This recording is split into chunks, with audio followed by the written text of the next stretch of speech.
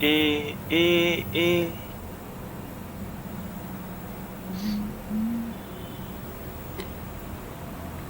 Vamos começar? Abre aí. Tô gravando. Ah, é? Ah, eu não ouvi não, pô. Tá tudo Só que bem, não tá cara. aparecendo live? Não tem ninguém Calma. que aparece. Calma. Não tem ninguém aqui mesmo. Anunciou que vai ter aula hoje? Não sei, acho que não. Sim. Tudo bem, quem quer tá aí. Deixa com a mão na humildade. Quer tá aí, com Se certeza. tivesse uma pessoa aqui, eu ainda estaria feliz de... Se tivesse apenas correr aqui, eu já estaria feliz. Ah, Você vai querer esperar mais alguém ou pode meter bala? Eu vou tomar isso como um pode meter bala. Então, eu já tô Vai streamando aí. embrasando, vai embrasando que eu Já tô streamando aí pra quem quiser ver. tô no bonde. Espera que entrar pelo menos. Vamos começar então. Então, como ficou pra mim e pro Red, a gente vai falar sobre classes, campeões e fundamentos de teamfight. É uma coisa bem básica que a maioria sabe, mas é sempre bom reforçar. É sempre bom entender um pouco também de por que lutar, o que cada campeão faz, o que vai ser melhor pra cada negócio. Eu queria lembrar vocês rapidinho que meu fone buga às vezes, então tipo, se eu ficar calado eu vou começar a mexer o meu mouse igual um louco aqui na tela, aí vocês vão ver, meu fone tá bugado. Mas é isso, Xandão sem pressão, redmite dos cliques na apresentation. E vamos lá. Primeiro a gente vai falar sobre classes dos campeões. Eu queria enfatizar rapidinho que nenhum campeão tem uma classe específica. Nenhum faz uma ação específica. Normalmente os campeões eles atuam do melhor jeito pro time deles num jogo. Por exemplo, se eles forem ter que pegar flanco, se eles tiverem que fazer frontline, se tiver que fazer uma wall pro carry, se tiver que pilar, raramente uma pessoa, um campeão, vai nascer com uma opção só de gameplay. E isso é sempre bom ficar lembrando.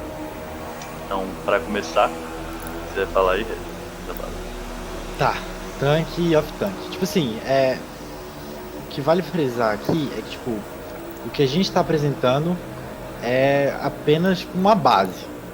Vocês já fragam provavelmente tudo que a gente vai falar, só que a gente vai colocar em termos técnicos e um pouco, tipo assim, coisas que vocês sabem de senso comum, a gente vai falar aqui e vocês vão sacar o que a gente tá falando com base no que vocês já jogam. Tipo assim, nada vai ser novidade, saca? Tanque, tipo, a ideia do tanque quando você tem tanque e off-tank são a frontline.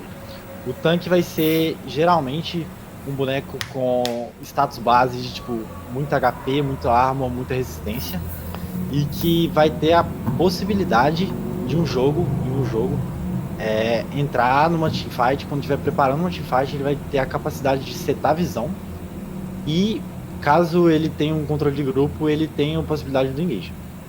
O off-tank ele vai ser mais champions como o termo certo para isso é Juggernaut pro off-tank, que vão ser campeões que eles têm menos mobilidade, tipo Darius ou Mordekaiser, mas eles têm mais dano. Então, tipo assim, eles têm resistência, pouca mobilidade, mas tem dano. Não sei. Tá. Desengage, engage. Opa! Start. Esses são os champions que vão ter muita pressão de kill. Então, tipo assim, são os champions que você não pode vacilar estando contra. Porque vão ser os champions que, como por exemplo o Malphite que tá ali, que vão ter a possibilidade de startar em você e se você for uma backline, você entrega o jogo se você levar um engage dele. Champions como desengage também, tipo Gragas, por exemplo, que pode ser tanto engage quanto desengage. E outros champions como Telorn, que ele tava na sessão anterior, só que ele também conta como engage, porque ele tem o controle de grupo, entendeu? Então nunca vai ser, tipo, é o que o Xande falou, nunca um boneco vai ser exclusivamente de uma classe. Ele vai atender a função necessária para ele naquele jogo. A gente tá usando o Malphite aqui como referência, mas igual o Red falou, são campeões que estavam na última sessão e eles estão nessa também. Mas, por exemplo, não são só os tanques, óbvio que ele falou, ele comentou do Gragas, vamos supor um Rakan, que ele tem um engage muito forte, muito poderoso para mudar uma teamfight, uma Nami, que ela tem um desengage. Então, tipo, bonecos de várias áreas, várias coisas diferentes, várias atitudes diferentes, eles estão nessa lista e é sempre bom comentar sobre eles, porque eles produzem maior ameaça e só deles estarem lá já é um medo para a equipe. Muitas vezes um flash skill desse boneco muda totalmente uma fight.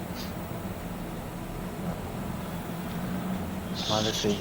Sobre o Bruiser, então, o Bruiser ele tá nessa posição, mas foi bem difícil colocar ele nessa posição, porque o Bruiser raramente ele vai fazer frontline ou fazer realmente o corpo numa fight. Porque normalmente o Bruiser ele vai procurar por um flanco, o Bruiser ele vai procurar pra matar alguém, matar algum carry. Ele é uma fonte de dano muito alta, com muita mobilidade, mas com status de armadura, MR, vida um pouco menores que os outros. Então eles trocam um pouco esse sustain que eles têm, eles trocam um pouco esse dano.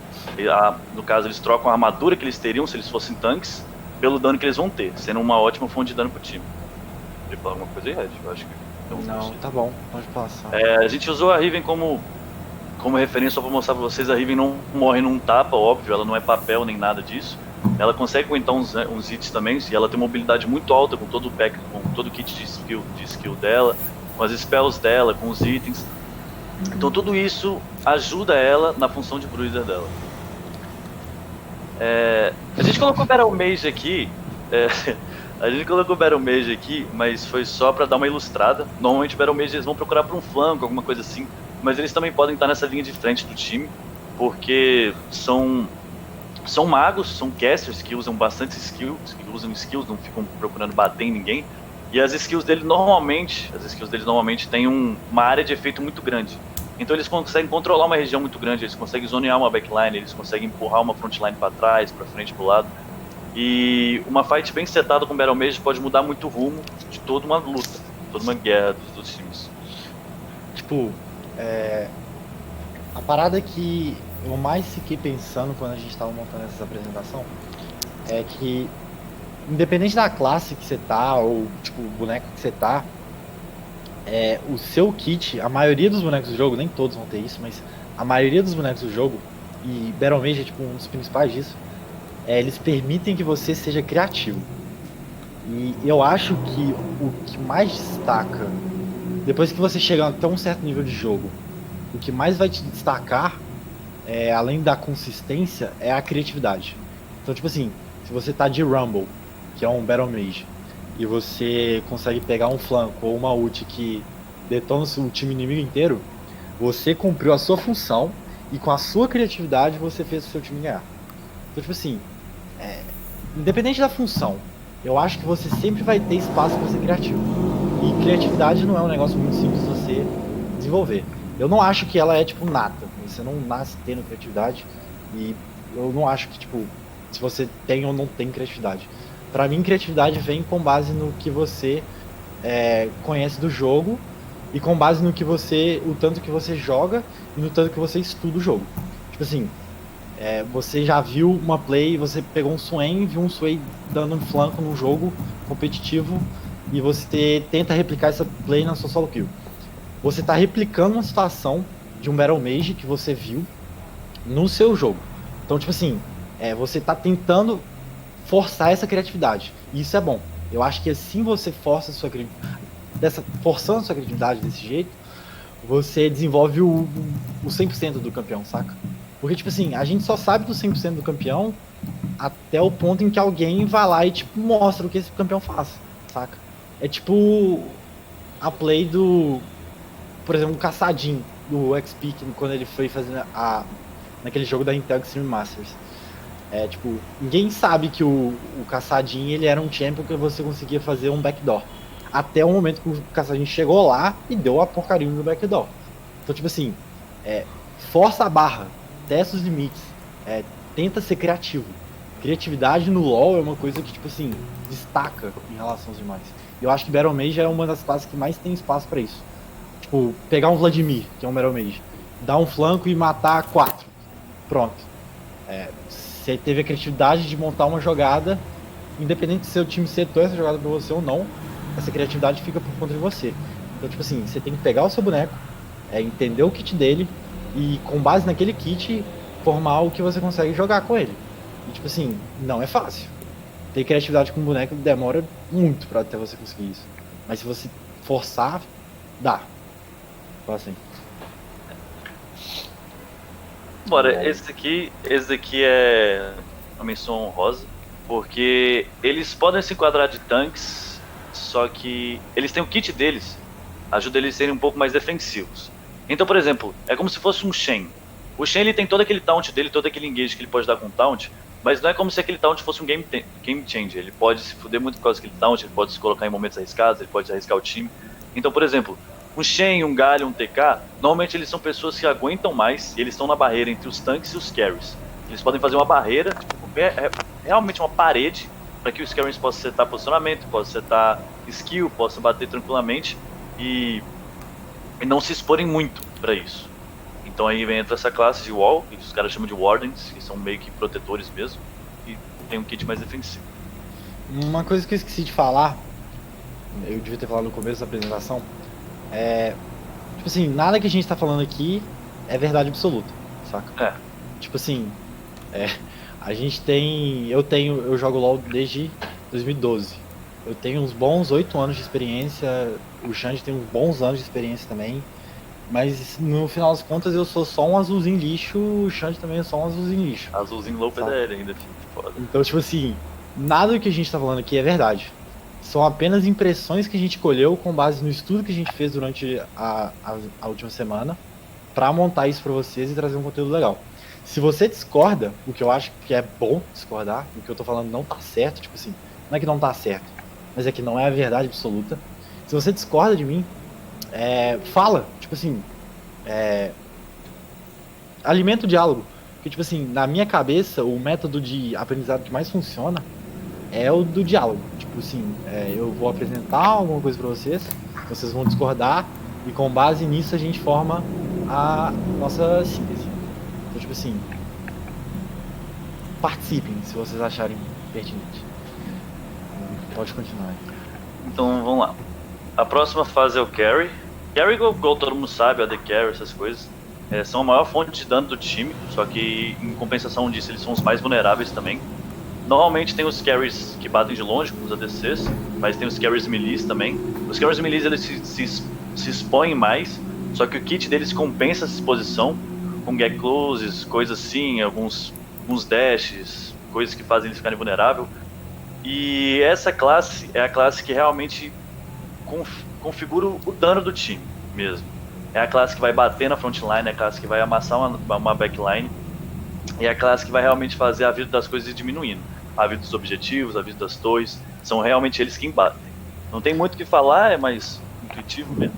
Então, a parada é que o carry, como ele é o responsável pela fonte de dano do time na maioria das vezes, tipo assim, não é exclusiva. Se você tem um carry como uma exclusiva fonte de dano, provavelmente a sua comp não tá completa. Tipo, no meta que a gente tá jogando, pelo menos, você quer mais de uma fonte de dano. Então, o carry ele vai ser responsável por uma das fontes de dano, mas ele geralmente costuma ser a principal fonte de dano. Então, o que você precisa considerar do carry? Ele vai ser o boneco que melhor tem que se posicionar na fight, de certa forma. Então, tipo assim, geralmente você pega, por exemplo, o AD Carry. O AD Carry, o Double Lift, por exemplo. Se você pegar lá o time da TSM inteira, o cara com mais conhecimento em relação a posicionamento de carry vai ser o Double Lift. Porque o AD Carry, geralmente, ele tem que se posicionar muito bem para sobreviver de fight, porque ele costuma ser muito frágil. Ele tem muito dano. Tanto é que, tipo, os dois princípios de AD Carry são sobreviva e dê dano. Mas sobreviva primeiro, depois dê dano. Não adianta nada, você não vai dar dano se você morreu. Então, tipo, o carry precisa ter em mente que ele precisa morrer. Que ele não pode morrer. E se você tá contra um carry, você precisa ter em mente que ele precisa morrer. Tá assim. Se quiser falar aí. O Control Mage, eu acho que, na minha opinião, é a principal classe dos magos, entre aspas, porque ele tem um papel muito importante em relação àquilo que eu falei de criatividade. Quando você tem Moriana, por exemplo, e você tem uma noção do espaço de uma teamfight muito, muito ampla, se você tem muita noção disso, você força com que os seus inimigos se deem mal. Tipo assim, você vai forçar que o AD Carry inimigo tenha problemas em bater, por exemplo. Porque os magos de controle, o Control Mages, eles são responsáveis por controlar não só o terreno, mas eles também têm muito dano. Taliyah, por exemplo. Ela vai forçar posicionamento porque ela tem uma ult e ela tem o W dela, se não me engano, que literalmente desloca os inimigos, saca? Então o Control Mage ele vai ser responsável pelo controle de terreno, ao mesmo tempo que ele consegue infligir dano. Azir, só de jogar um soldado em determinado lugar do mapa, ele barra qualquer pessoa de entrar ali. Fora a ult dele que literalmente barra qualquer pessoa de entrar ali. Então, tipo assim, criatividade pra Control Mage eu acho essencial. Igual o Ed falou sobre os AD Carries, essa é uma fonte de dano muito vulnerável também, então o posicionamento dela também tem que ser muito inteligente, muito esperto para qualquer tipo de ocasião. Igual ele falou a Thalia, a gente vai usar a Zeptoriana também, que é uma ult bendada Oriana, você sabe, todo mundo já viu uma ult bendada Oriana, pode mudar completamente o rumo de uma luta, como bendado com a execução de um Control Mage. Então é uma classe muito forte, muito importante pro jogo também, que precisa de muita inteligência e criatividade. O Peel, ele é autoexplicativo, eles são normalmente aqueles maguinhos do bot. O Peel, eles não focam em dar dano, eles não focam em tancar, mas eles focam em fortalecer os aliados.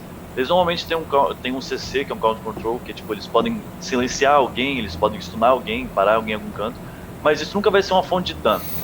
O Peel, ele nunca vai pensar em dar dano nos outros, ele sempre vai pensar em fortalecer sua equipe e se garantir que os seus aliados estejam bem e dando dano.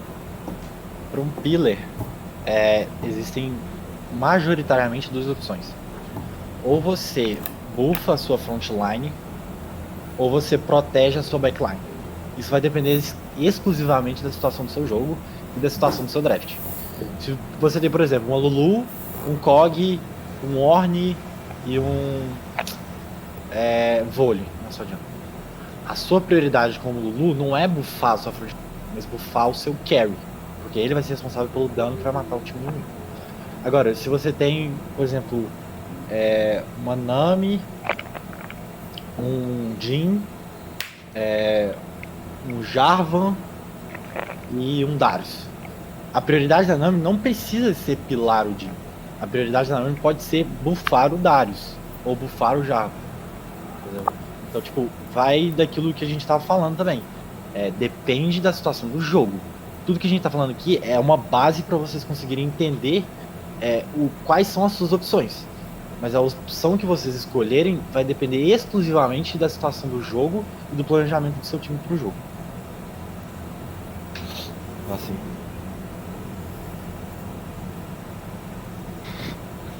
Você quer falar? Tá. Alô? Aí, tá dando. Tá dando meu fone bugado, fico com medo. Então, a gente colocou o flanco só por menção rosa, a gente já falou sobre o flanco anteriormente em algumas outras classes. O flanco ele realmente não é uma classe, não tem como você enquadrar um boneco em flanco. Não tem como você falar que aquele boneco ele é um off-tank, aquele ali é um tanque, aquele ali é um flanco. Isso não existe. Mas a gente colocou isso porque são bonecos que eles valorizam muito o kit deles flanqueando.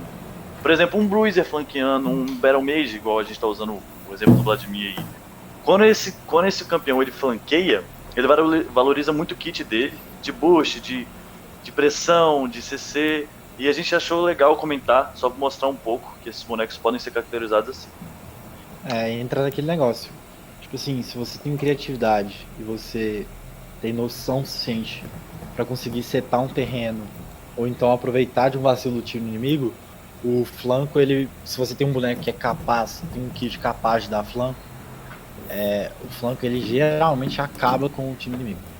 Tipo, pra mim é uma das estratégias mais roubadas do jogo, flanco, porque se você, em um meta em que você tem a backline muito exposta, não é o caso agora, mas em metas em que a backline ela fica muito exposta, como era, por exemplo, no meta do começo do ano, que você tinha Aphelios e MF como principais AD Carries, você pegava um Vlad, e se o Vlad acertasse um flanco bom nesses dois bonecos, é quase impossível dele sair.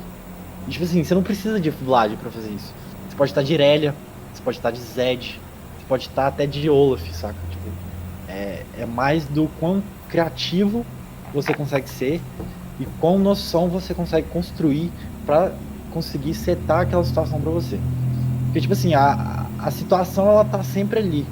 É muito difícil você se deparar em uma situação em que outro time tá jogando perfeito e que não te abre brecha. A parada é que a gente não enxerga a situação.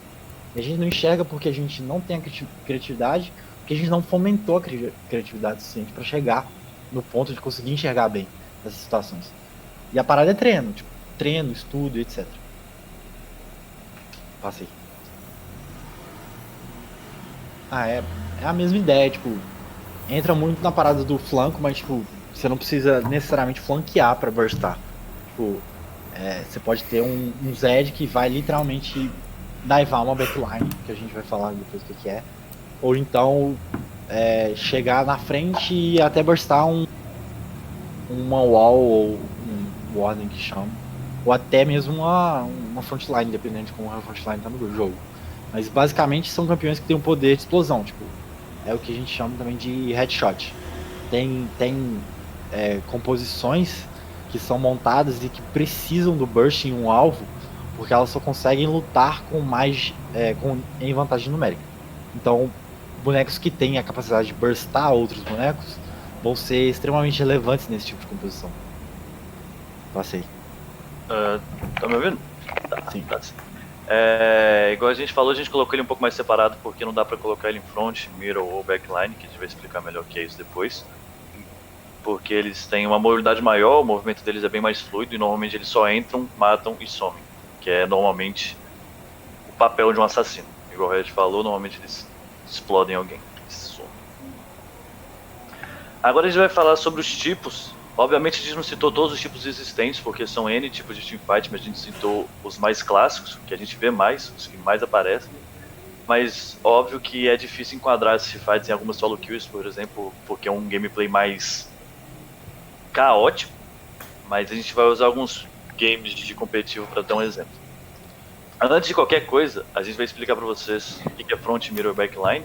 A frontline é onde encontra os lutadores e os tanques, são quem realmente precisam ir primeiro, quem aguenta mais tapa, quem vai realmente segurar a backline inimiga. A middle line é aquela parede, são aqueles wall que a gente comentou antes, que são campeões que eles vão setar espaço para a backline bater.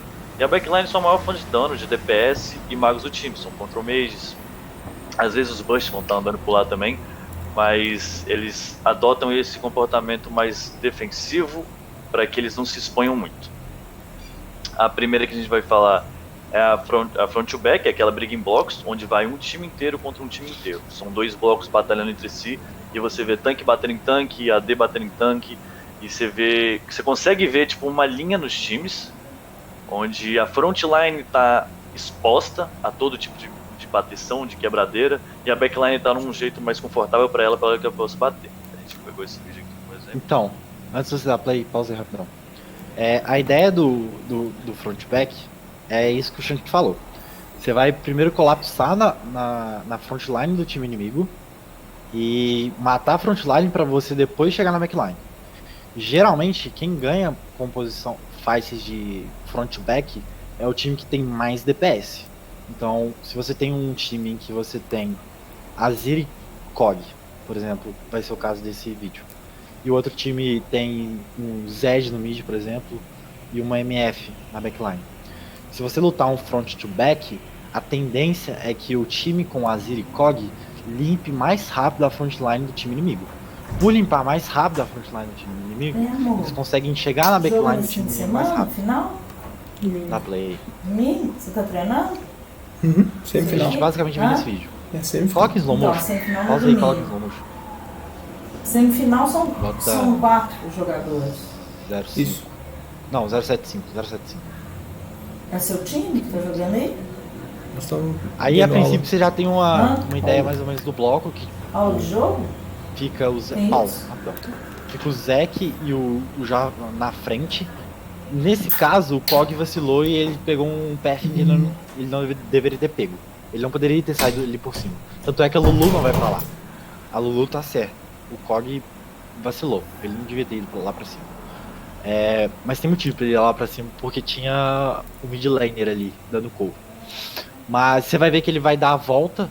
Então ele vai reposicionar atrás da frontline dele. Ó, pronto. Ele tá atrás da frontline e a frontline tá startando. Enquanto isso, ele tem dois alvos pra bater. Ele tem o Trundle e ele tem o Ornn. Ele vai no Trundle porque é quem o time dele tá priorizando e quem o mid laner dele tem range pra bater. Quando o Ornn entra no range dele, ele vira no Ornn. Eles colapsam no Ornn e matam o Ornn. Primeiro alvo da frontline do time inimigo foi eliminado. Aí tem outra opção, que quem dá a cara primeiro é o Warden, que no caso seria o TK. O TK dá os zones, pá, mas morre. Então, basicamente aí, a frontline acabou e eles têm acesso à backline do time inimigo. Essa é uma combo de front-back que funciona bem. Eles tinham 2 DPS, então eles conseguem eliminar muito mais rápido a frontline do time inimigo. Então eles conseguem chegar na backline do time inimigo mais fácil. Tá bom. Fecha. Certo. Foi a primeira apresentação, deu uma leve bugada aqui, mas não Foi. tem problema não. Deixa eu... Calma aí. Bom, a próxima que a gente vai falar é uma TF, só que isso aqui tem um estilo de lutar. Normalmente é onde comitar, no caso. São, igual o Red falou lá no começo, são jogadas mais criativas, que elas podem vir de tanto de uma setup de wave, tanto de uma ward avançada. E não tem muito o que falar, é mais flanqueamento mesmo. E a gente pegou esse vídeo aqui pra explicar pra você. Assiste o vídeo, depois eu comento.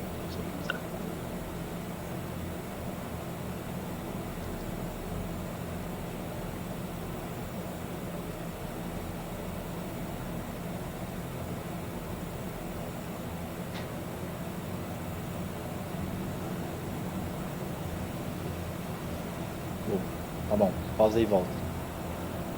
Pausa lá no mid pra mim. Uhum.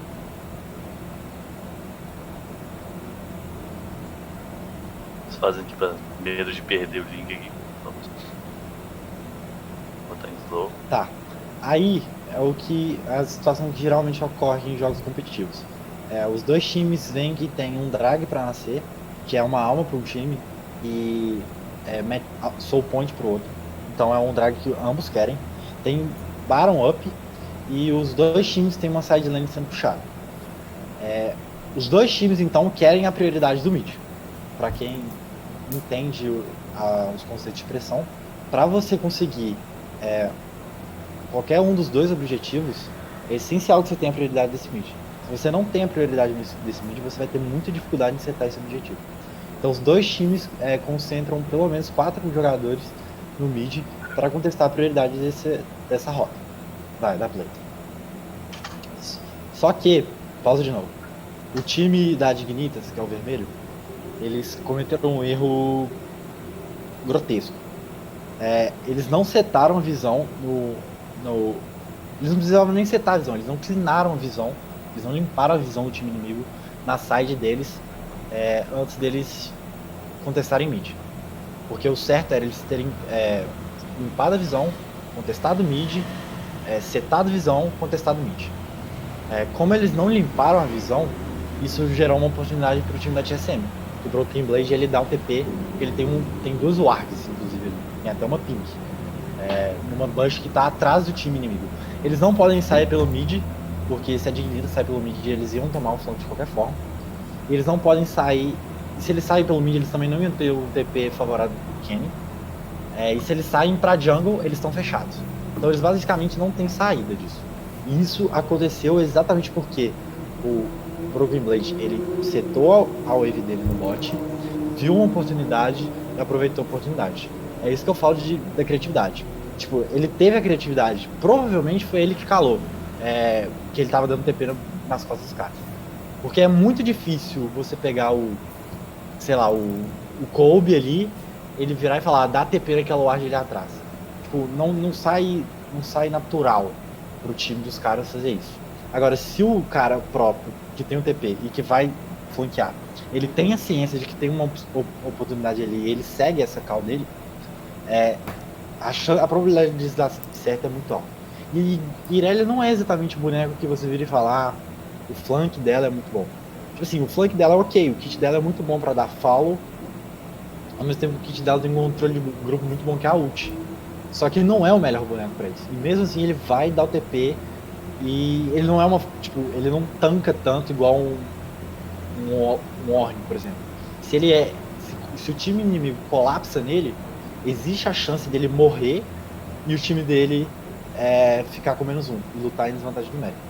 Só que ele teve a criatividade de enxergar uma situação com base no que ele já treinou e com base no que ele conhece do jogo de noção, de entender os limites dele ali. E ele viu uma oportunidade e abraçou a oportunidade. E o resultado da play é esse. Da play.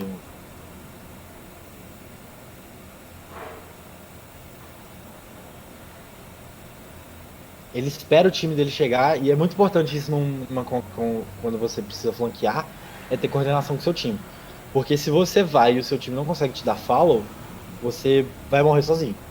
Tipo, então ele faz exatamente isso. Tipo, ele espera o tempo suficiente para o time dele conseguir comprar, e quando o time dele consegue comprar, ele dá follow. Ele nem precisa engajar, ele simplesmente dá follow. Porque só dele ter a posição dele ali, ele já não deixava que a Dignitas fosse pra onde ele tava.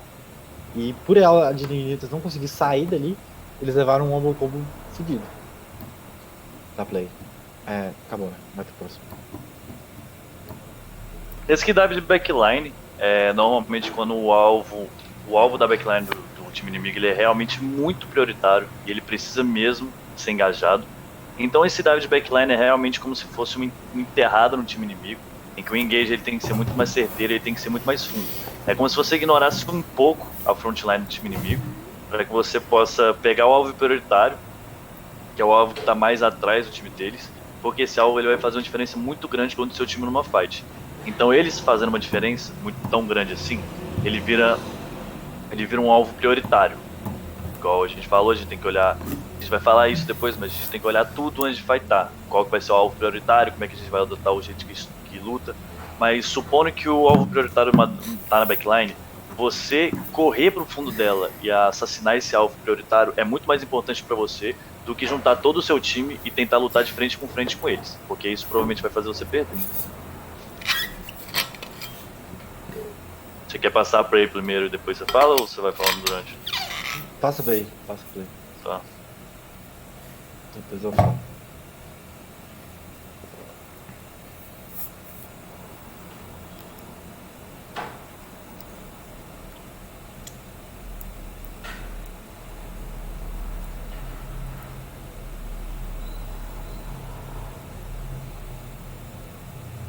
Foca na Kayle ali embaixo.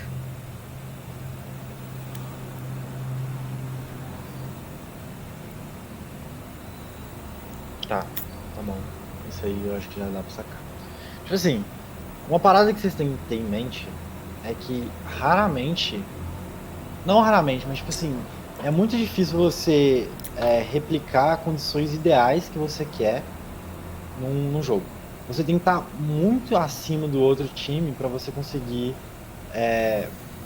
setar, não setar, mas tipo assim, replicar as condições ideais da sua teamfight. Porque do mesmo jeito que você pretende lutar de uma forma, o outro time pretende lutar de uma forma. Então, tipo, esse jogo foi do Mundial do ano passado, que era a Griffin contra a Invictus, e, tipo assim, um time chinês contra um time coreano. Os dois times têm muita capacidade de, tipo, montar um draft com muita condição de vitória, com muita condição de teamfight. Os dois times têm uma teamfight relativamente boa. O time da Invictus tem, tipo, LB, que é um ótimo dive de backline, Kai'Sa, que é um bom dive de backline, Kayle, que dá um bom follow-up, e Lee Sin, que consegue dar divar e ao mesmo tempo consegue dar follow-up. Enquanto no outro time você tem um Jarvan, que consegue tanto engajar quanto dar follow-up, mas ele geralmente vai ser um engage nessa composição, porque o Galio vai dar o follow-up. Um combo muito chato de Jarvan e Galio, porque o Jarvan entra, comba, e o Galio dá follow-up. O Jace, que ele consegue dar follow-up também, em cima dos dois. E a Zaya e o Rakan, que se viram muito bem na backline sozinho, só os dois. E, tipo, a fight, pra mim, da Griffin tá muito melhor. Só que a composição da IG pra teamfight tem uma condição de vitória que é exatamente chegar na backline e estourar os dois targets. Tipo, se estourar a Zaya e o Rakan, ou a Zaya e o Jace, a teamfight da IG fica muito simples. E o Deshai, ele vê uma oportunidade. Então, tipo assim, ele aproveitou de um erro do outro time. Teamfight, esse time é coreano. Tipo, eles foram um dos melhores da LCK. Eles foram lutar uma TF e eles erraram. Então, tipo assim, se a gente considerar que a gente tá num contexto de universitário, competitivo universitário, a gente vai ver erros mais grotescos. O problema é enxergar esses erros no momento oportuno. E, tipo, eu acho que enxergar esses erros é uma das características que te faz um bom jogador. E o deixar ele, pra mim, ele é um excelente jogador. E ele vê exatamente uma oportunidade nessa teamfight. A backline, eles estão forçando um Baron, a backline tá exposta, e o boneco dele não é exatamente o melhor pra divar. É uma KO, ele não consegue chegar, ele não tem um gap close, por exemplo. Geralmente bonecos de dive de backline vão ter um gap close. Aqui ele não tem. Mas ele tem um flash, ele tem a ult dele, e ele tem o resto do kit dele. Então ele simplesmente flash na backline e estoura a backline. Com o Jarvan que tava miado por causa do Baron que deixou ele low. Então, tipo assim, é questão de oportunidade. Você tem que saber enxergar a sua oportunidade e você aprende a enxergar a sua oportunidade com treino. Treino e estudo, basicamente. Isso foi literalmente oportunidade. O boneco dele não era pra fazer isso. O boneco dele era mais provável de pilar a Kai'Sa numa teamfight do que propriamente ir no fundo da backline dos caras e estourar os caras.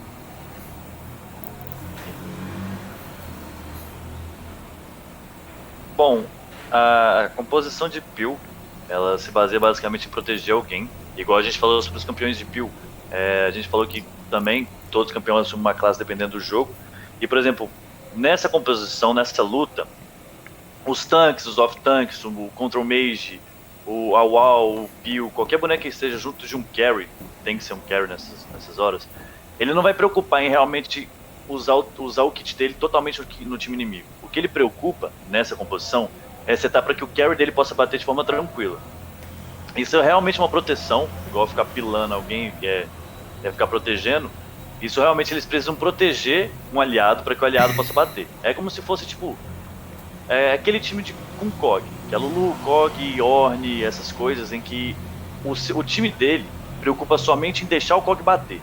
Não é realmente dar dano, tipo os bonecos em si darem dano, mas o que eles precisam fazer é que fazer com que o Kog bata bastante. Aí nisso eles precisam setar espaço, setar as coisas e usar as skills deles de forma correta. Eles ajudam um grupo e não deixam o bicho morrer. Aí eu vi disso. É o que rola com o Kog nessa teamfight.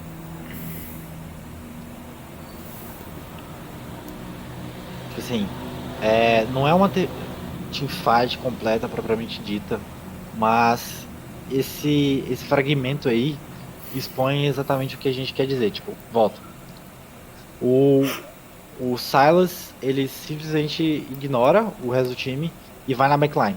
Porque ele sabe que a backline do time inimigo, em uma teamfight front to back, a backline dos caras vai estourar a frontline da Fnatic mais rápido do que a backline da Fnatic estoura a frontline da G2. Então ele precisa matar o alvo que vai estourar a frontline dele, que no caso é o Kog, ou o Azir. Ele viu uma janela para ir no Kog e ele foi no Kog. Só que a resposta imediata do time da G2 é proteger o Kog. Eles não estão interessados em ir até o Veigar, ou ir até o Lee Sin, ou ir até o Aphelios. Eles estão mais preocupados em proteger o Kog, porque eles têm ciência de que o Kog é a condição de vitória deles. Eles não precisam matar o Aphelios para ganhar uma teamfight. Matar o Aphelios vai ser consequência de um bom peel no Kog. Porque a composição da G2 ela é mais orientada a pilar o Kog. Eles têm um Lulu, eles têm um Jarvan, eles têm um Azir e um Ornn. Os 4 bonecos conseguem exercer um peel relativamente suave. Então eles não precisam entrar na backline dos caras de qualquer jeito. Se eles jogarem com calma a composição deles, eles ganham.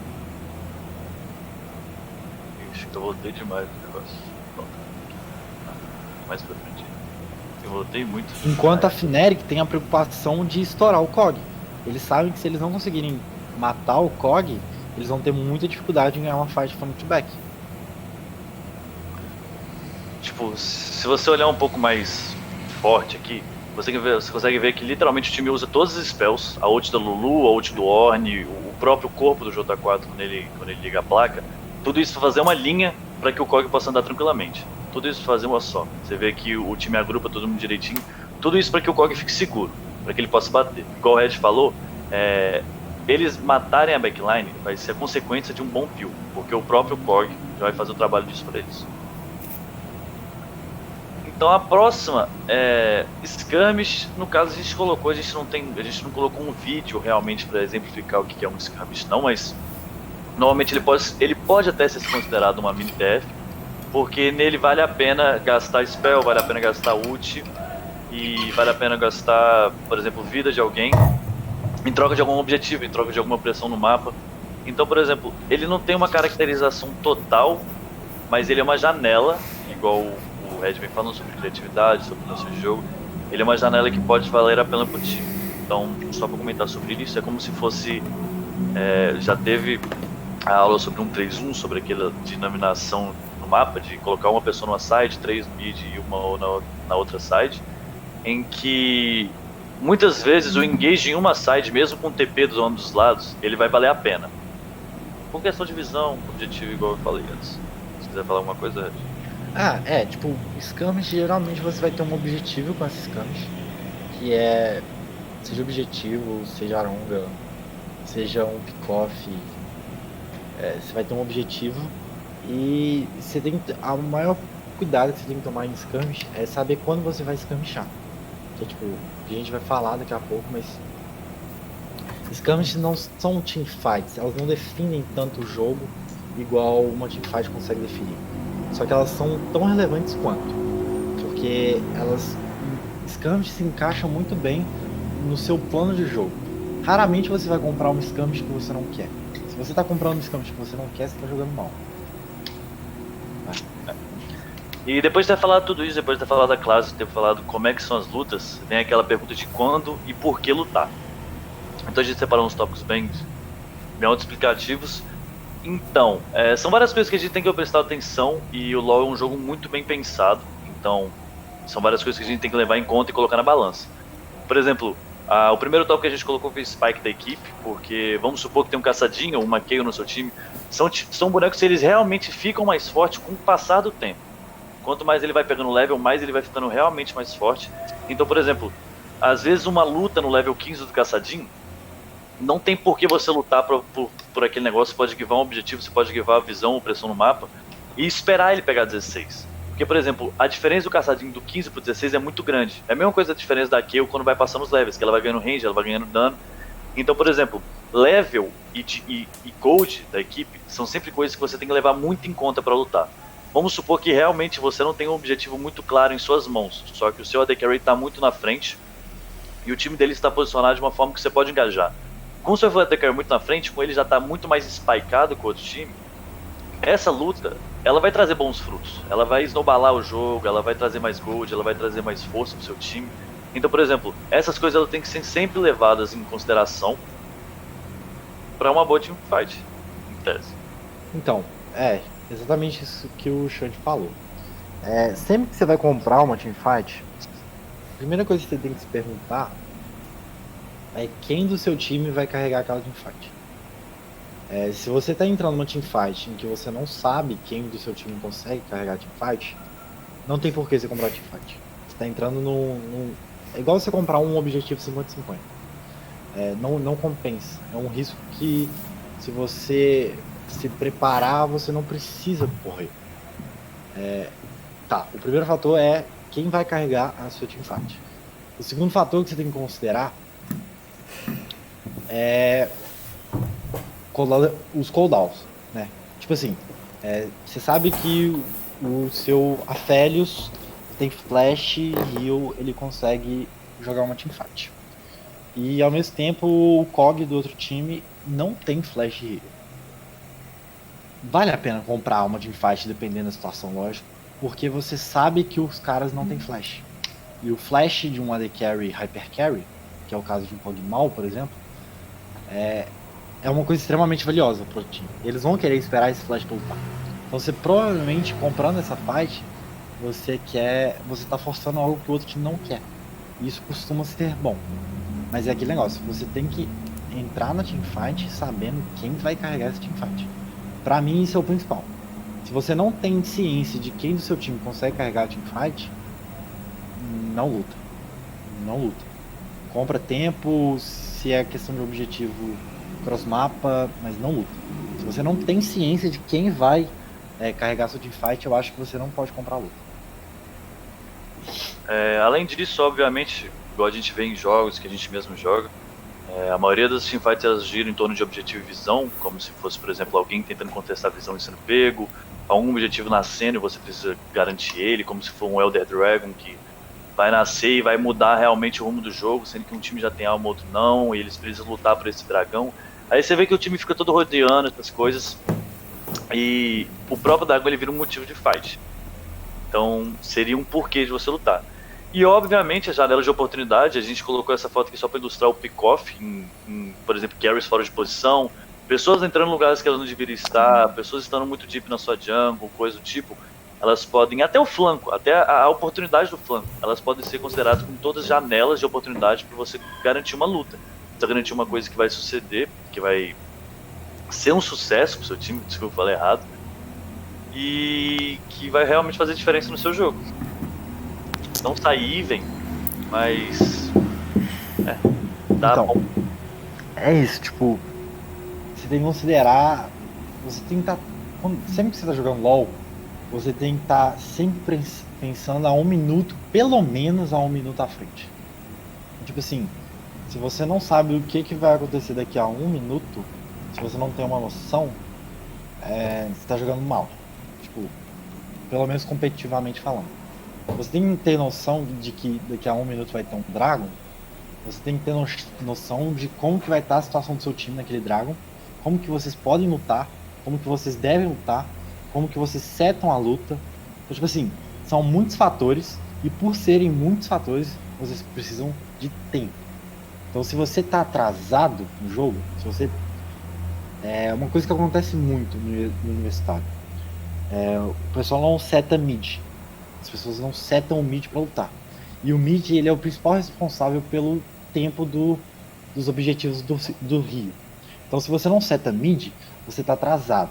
Se você tá atrasado e você tem uma composição que precisa do Rio para poder lutar, que não consegue tomar o Rio dos outros, uma composição sem engage primário, por exemplo, você não vai conseguir lutar, você vai ter que givar. E se for um Dragon Soul, se for uma alma, você perdeu por causa disso, porque você não soube o que você tinha que fazer 1 minuto atrás do Dragon acontecer, 1 minuto e meio. O ideal é até 2 minutos, mas você tem que ter sempre ciência do que vai acontecer 1 minuto, 1 minuto e meio, 2 minutos pra frente, porque é com base nessa ciência, com base nessa noção, que você consegue encaixar o melhor jeito de lutar pro seu time. Existe mais de 1000 análise combinatória, se eu sou de humanos, não vou saber fazer, mas tem muita possibilidade de composição diferente, vai ter muita possibilidade de luta diferente, só que a grande maioria delas, para poder encaixar uma boa luta, precisa ter controle do tempo. E para você controlar o tempo, você precisa ter noção do que seu time faz com uma luta, porque ao mesmo tempo que você vai tentar controlar o tempo no mid, o time inimigo vai tentar controlar o tempo no mid também. Para quem não sabe o que é tempo, eu acho que talvez valha a pena falar. Tempo é um conceito complicado, mas ele é basicamente a pressão que você consegue setar para um objetivo. Então, se você consegue pressionar o mapa a seu favor para você poder rotacionar para o controle de visão e controle de posicionamento, você tem tempo na frente. E tempo na frente você consegue com base em pressão, geralmente. Então é isso. Você precisa ter noção disso. Como que seu time luta, se você vai lutar kill, se vocês vão divar backline, se vocês vão givar o rio para divar backline, se vocês precisam do rio porque vocês não têm engage, vocês precisam levar engage para absorver porque vocês vão pilar. Então isso tudo é importante. Vocês precisam ter ciência de como que seu time luta, e para isso vocês precisam também pensar o que vai acontecer daqui a pouco. Ah, janela de oportunidade. É isso. Da janela de oportunidade, pra quase fechar, entra muito naquilo que eu falei de oportunidade. O outro time vai errar. São raros os times que conseguem não cometer erros. E se o outro time erra, significa que você tem uma janela de oportunidade para cobrar o erro. O que é difícil é você enxergar essa janela de oportunidade. E se você tem a capacidade de enxergar essa janela de oportunidade e abraçar ela, você tem a possibilidade de, por exemplo, lutar uma luta em vantagem numérica. E lutar uma luta em vantagem numérica é um dos motivos que podem te fazer lutar uma luta. Então, tipo assim, tem um AD Carry puxando mid sozinho. Você tem uma Leona, você tem um Thresh, você consegue um hook nele, pronto. Você deu um pick-off. Você consegue pressão mid, você consegue setar o seu objetivo, você tem vantagem numérica para lutar se você precisar lutar. Então você aproveitar janelas de oportunidades te permitem executar a sua composição com mais facilidade. E tem composições que se baseiam exclusivamente em janelas de oportunidade. São composições de pick-off, por exemplo. Você monta um time que ele tem muito controle de grupo, e que é muito difícil o time inimigo andar sem visão. Um time com muito controle de grupo e que consegue estabelecer pressão é um time que vai entrar na sua jungle, vai setar a visão, e se você der a cara pra entrar lá, você morre. E se você não der a cara, os caras vão ficar fazendo objetivo até chegar a alma, ou até ter um Baron, e o jogo vai acabar por osmose. Então é importante você compreender isso. É isso. Agora eu vou comentar só algumas coisas que a gente esqueceu de colocar, mas que eu acho bom, pra não ficar faltando. Sim. Conceitos básicos. Slow. Lutar slow. Vocês já devem, se vocês escutam, eu recomendo inclusive vocês escutarem, no YouTube sempre sai, principalmente da G2, da Fnatic, que são os times que eu acompanho lá da LEC principalmente, eles soltam uns vídeos que é da comunicação deles. Isso é muito bacana vocês ouvirem, porque vocês vão sacar mais ou menos como que os caras coordenam entre si, teamfight principalmente. Eles sempre estão gritando CD, isso é importante, eles sempre estão gritando CD, assim, no flash, no flash, no flash, no flash. O que você mais vai escutar, no flash, no flash, no flash, no flash. Eles têm ciência de que flash é uma das coisas mais broken do jogo. Se você não tem esse spell, você tá muito exposto. Eles gritam muito também, geralmente quem é o foco deles. Então, tipo assim, vocês combinaram, você primeiro combina como você vai entrar no fight. Sempre que você vai entrar no fight, é o ideal vocês já terem um plano de como lutar uma fight. Mas isso vai muito do momento do jogo. O seu plano pode ir por água abaixo se você não interpretar o que está acontecendo no jogo. Você precisa ter a capacidade de interpretação. Mas eles têm sempre uma base de o que fazer.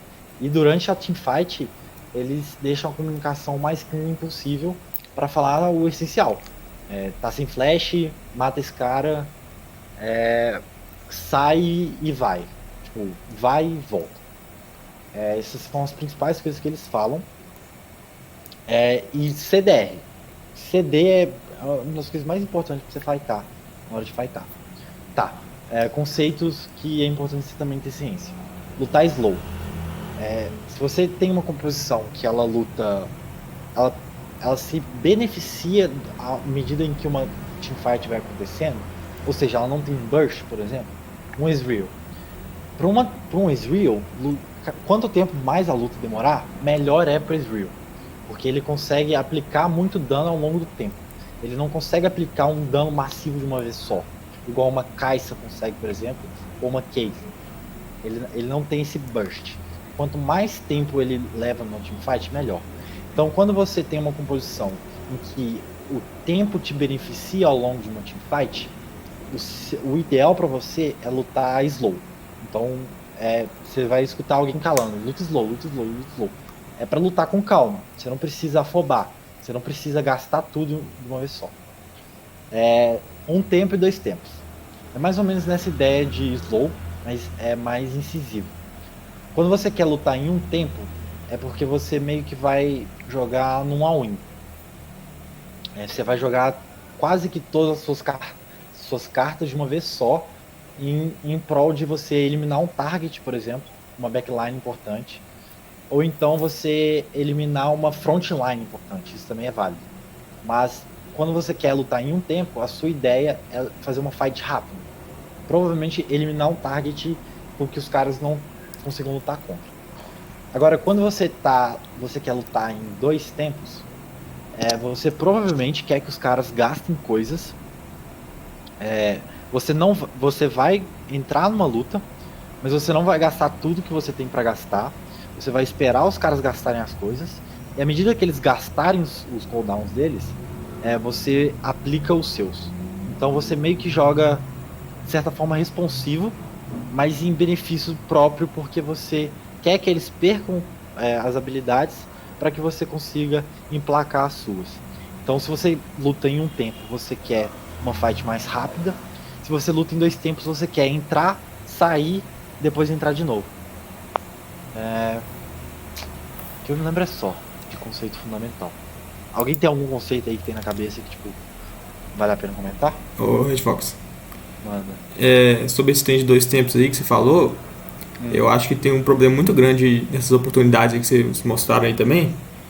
Que eu acho que, principalmente eu vejo as meninas lá no time, ela não tem noção de como é que luta em 2 tempos. Ou é tipo uma luta all-in ou não é, entendeu?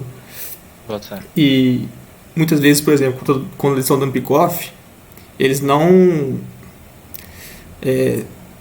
se contentam, por exemplo, com o ADC gastando um flash pra sair, entendeu? Ou às vezes ou o suporte inimigo foi guardar lá, perdeu tipo 80% da vida, gastou flash, só que aí continua a fight e aí já perdeu totalmente o sentido do pick-off, entendeu? Então, tipo, a parada é que quando você tá aproveitando de uma janela de oportunidade, a ideia é que você force com que o adversário gaste, se prejudique mais do que você. Se você vai, por exemplo, gastar 3 flashes a troco de um flash do AD Carry, isso não é uma oportunidade pra você, foi uma oportunidade pros caras. Por mais que não tenha sido intenção deles, eles que se beneficiaram da jogada. Então, tipo assim, vocês precisam entender as limitações e até quando, tipo assim, vocês conseguem usufruir de um erro do adversário. Se os caras, por exemplo, perderam um flash do undercarry, vocês tentaram dar um pick-off, os caras perderam um flash do undercarry. Pra uma situação normal, isso já é excelente, porque o flash do undercarry é a spell mais importante do undercarry. A undercarry lutar sem flash, ele basicamente falar que não pode errar, nem um segundo durante o teamfight. E ele não pode abusar também, porque quando você tem flash de undercarry, você se dá a permissão de arriscar uma jogada mais ofensiva, sabendo que você consegue sair dessa jogada com o seu flash, se essa jogada te proporcionar um abate importante, por exemplo. Então, tipo assim, se você tira essa spell do AD Carry, você impossibilita que ele faça esse tipo de coisa. Então, tipo, mas você tem que ter ciência também que se você gastar 5 ults pra matar um cara no mid, matou o cara, ok, vocês têm a vantagem numérica, mas vocês têm a desvantagem de cooldown.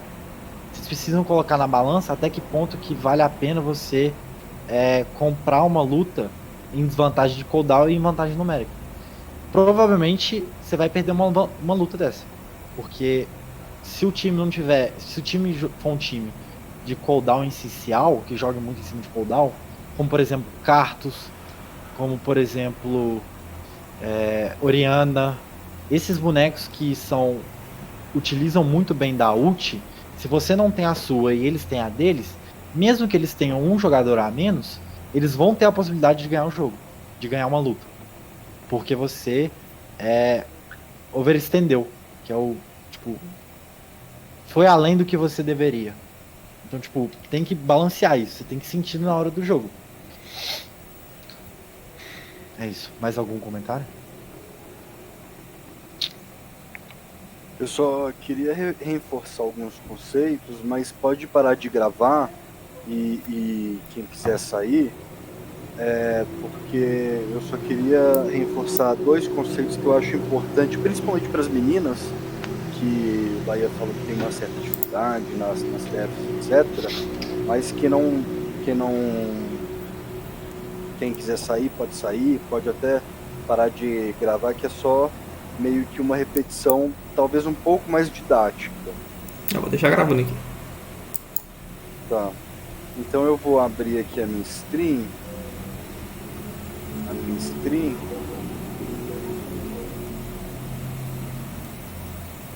Porque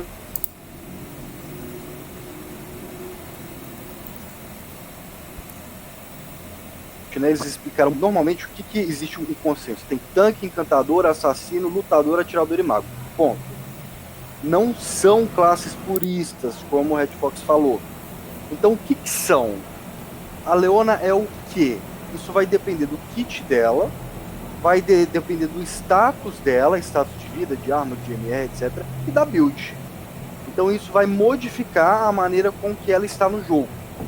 E aí a gente tem uma série de características que vão pontuar as classes de cada campeão. Então, por exemplo, Sol assassino. Assassino tem baixa armadura, normalmente. O assassino puro tem baixa armadura e baixa resistência mágica. Tem alto dano. Tem normalmente baixo controle de grupo. A mobilidade do assassino é alta e a vida é baixa. Então o que o assassino quer? Ele quer entrar numa TF, matar um alvo e sair. Por isso que ele precisa ter uma mobilidade alta. Ao contrário, por exemplo, os lutadores têm uma armadura e uma resistência mágica mediana, que não é tão alta e nem tão baixa. Tem um dano médio para alto. Tem um controle de grupo médio. Tem uma mobilidade média. Normalmente no kit dele tem alguma coisa que faz ele chegar perto do campeão inimigo, ou velocidade, ou salto, dash, puxão, etc. E vida média alta, eles constroem mais vida, itens de vida. Então isso é o que eles são. E o que eles fazem foi o que os meninos disseram. Eles vão fazer o quê? Eles vão participar de um flanco, eles vão boostar, eles vão pilar, eles vão dar engage, eles vão dar desengage. Isso é a ação que os campeões vão fazer dentro de um jogo. E a ação, ela é muito relativa, né? O que eles são tem uma relatividade, mas o que eles vão fazer, isso sim é relativo. Por exemplo, a Leona, ela é um tanque. Então eu vou dentro da minha teamfight, dentro do meu jogo, eu vou conversar com a Leona, sendo a DC, e vou falar assim: Leona, você não vai startar os caras, você vai ficar do meu lado porque lá tem uma Kali. Então eu preciso que você fique aqui do meu lado para você dar o seu controle de grupo nela e a gente mata. Então assim, por que eu tô falando isso? Por que eu acho que esse é um tema importante? Porque muitas vezes, inclusive na solo kill, a gente pega um boneco e executa ele, faz a ação dele de uma forma errada. Às vezes eu sou uma Leona e tem um Jax do outro lado, uma Kali do outro lado, uma Catarina, e o que eu faço? No começo da TF eu pulo nos caras. E aí eu deixo a minha backline desprivilegiada, né? Deixo a minha backline desprotegida, e aí os assassinos vão, pulam neles, matam e acabam. Então é importante a gente entender não só o que o nosso campeão é, as classes deles, se eles têm a mobilidade, se eles têm dano, se eles têm corpo, se eles têm vida, e o que eles vão fazer. Lembrando que o que eles são é um conceito um pouco mais engessado, depende basicamente do kit dele, status e da build que eu faço, e a ação deles é muito mais adaptável ao time, à proposta, à estratégia que eu vou executar. Beleza? Era só isso que eu tinha para adicionar aqui para vocês. Muito boa apresentação. Quem tem alguma dúvida?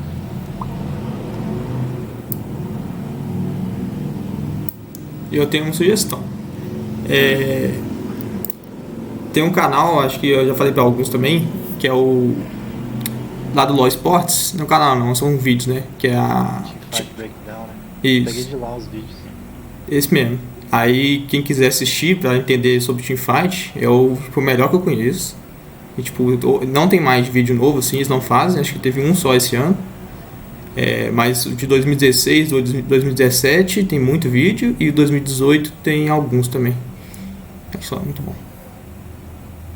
E só o último comentário em relação ao que você falou, Bahia, sobre luta de dois tempos. Assim, você pode começar a falar com elas que uma coisa que pode ajudar a sincronizar essa luta de dois tempos é justamente o cooldown. Então, por exemplo, se alguém tá de Rakan, ou de Elise, ou de Nidalee, são bonecos que vão, mas que é um all-in muito relativo, porque eles podem ir, dar um certo dano, dar um certo controle de grupo e voltar. Então é bom marcar esse primeiro e segundo tempo de acordo com o cooldown de cada um. É porque a gente sabe que chega num momento do jogo, que, por exemplo, o auto-ataque da Soraka, o auto-ataque da Lux não faz diferença, sei lá, mid-late game. Então ela vai usar o cooldown dela, vai recuar, e depois, quer dizer, né, se bem que ela já devia estar numa posição mais recuada, mas a ideia é essa, é fazer a luta ter uma dinâmica do seu cooldown ou do cooldown da sua equipe. Isso é o mais importante. Então, meçam a ATF de vocês de acordo com o cooldown. Eu acho que aí é um caminho mais fácil para elas rodarem bem a ATF. Boto fé. Acho que principalmente com o Pick-Off que falta essa noção, Frank. Que é exatamente o cooldown que você joga ali. Exato. Porque às vezes Então tá, galera. uma ult, tipo, ela é mais proveitosa numa TF do que num pick-off.